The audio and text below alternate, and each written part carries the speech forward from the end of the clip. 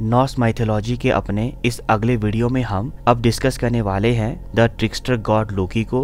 आपने Norse mythology की पिछली सभी वीडियोस में मुझे लोकी का नाम लेते सुना होगा, पर आज मैं आपको इसी ट्रिकस्टर गॉड के बारे में डिटेल में डिस्क्रिप्शन देने वाला हूं। तो चलिए बिना कोई देर किए let's get started.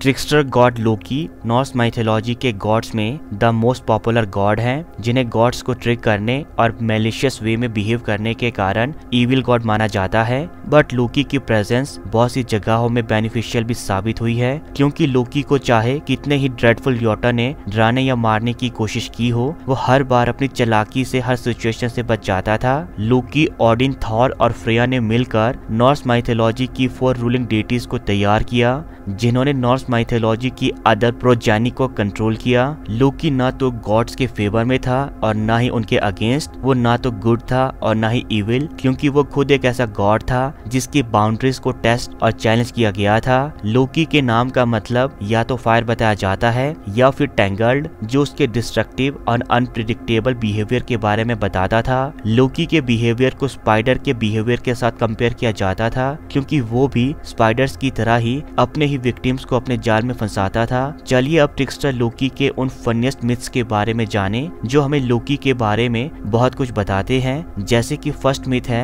Loki the इनकरेजेबल। एक क्लासिक स्टोरी के मुताबिक एक दिन लोकी बहुत ही मिस्चीवियस फील कर रहा था, इसलिए उसने सिफ के बालों को काटने का फैसला किया। सिफ थॉर की वाइफ थी, जो कि अपने beautiful flowing locks of blonde hair के लिए फेमस थी। पर जब थॉर को लोकी की इस हरकत का पता चला तो वो गुस्से से भर गया। उसके गुस्से से बचने के लिए लोकी ने थॉर को प्रॉमिस किया कि वो ब्लैक एल्व्स की मदद से उसकी वाइफ के लिए नए बाल बनवा देगा। तब जाकर थॉर शांत हुआ। सेकंड मिथ है लोकी द हेल्पफुल। इस मिथ के हिसाब से जब थॉर का मोजुलनीर यानी हथौड़ा गायब हो गया तो उसे ढूंढने के लिए उसने लोकी से कांटेक्ट किया और मदद का दिखावा करते हुए फ्रेया से उसका मैजिक क्लोक मांग लिया और दोनों योटनहाइम पहुंच गए, जहाँ योटनहाइम ने योटनथ्रीम ने बताया कि उसने थॉर के हथौड़े को चुराया है, जो सिर्फ तब हथौड़े को लौटाएगा जब थॉर और लोकी फ्रेया से उसकी शादी करवा देंगे। पर लोकी ने एक बार फिर अपनी चालाकी से हथौड़ा भी वापस ले लिया और फ्रेया को भी बचा लिया।